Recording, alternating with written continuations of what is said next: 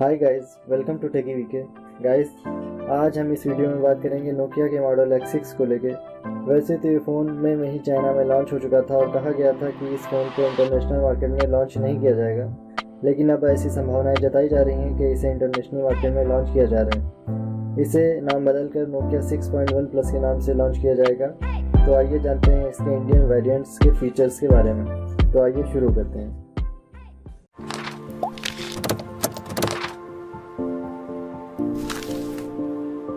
Nokia के model X6 ने अपनी डिज़ाइन की वजह से सबका अटेंशन अपनी तरफ हासिल कर लिया है। नोकिया 6.1 प्लस में आपको 5.8 इंच की IPS LCD display with full HD plus resolution और जिसका एस्पेक्ट रेशियो 19:9 होगा वाली डिस्प्ले मिलेगी, जो सामने से देखने में आपको काफ़ी ज़्यादा कूल लगती है।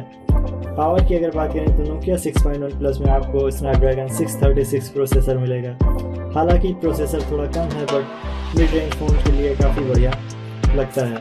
अगर इसकी रैम और स्टोरेज की बात करें तो ये फ़ोन केवल चाइना के लिए अलग स्टोरेज ऑप्शन के लिए अवेलेबल है, मगर इसे इंटरनेशनल मार्केट में only 4GB RAM with 64GB storage के साथ ही लॉन्च किया जा रहा है। अगर बात करें इसके कैमरे की तो इसके कैमरे में आपको डुअल रियर कैमरा सेटअप देखने को मिलेगा with 16 megapixel and 5 megapixel sensor के साथ।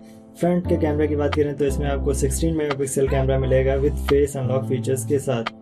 ये फ़ोन 3060 mAh की बैटरी के साथ आएगा with quick charge 3.0 support. It means ये फ़ोन 50% केवल 30 मिनट में ही चार्ज हो जाएगा।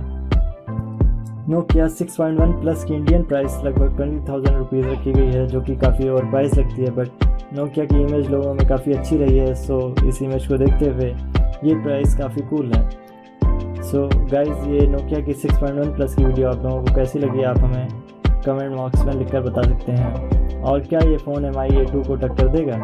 आप अपने ओपिनियन हमें कमेंट बॉक्स में लिखकर बता सकते हैं। और इस वीडियो को लाइक, कमेंट और शेयर करें, और हाँ, चैनल को सब्सक्राइब करना ना भूलें। Thank you.